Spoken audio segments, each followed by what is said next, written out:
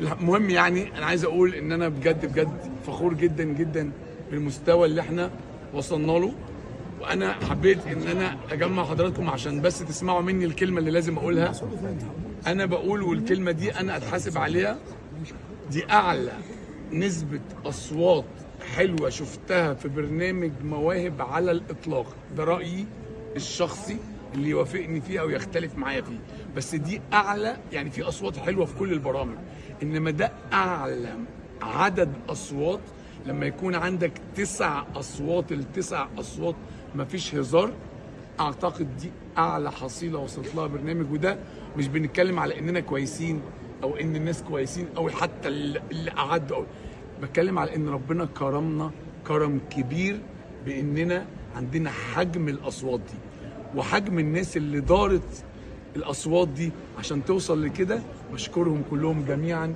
ربنا وفقنا جدا لاننا نعمل علامه في تاريخ البرامج الخاصه بالمواهب في ذا فويس كمان.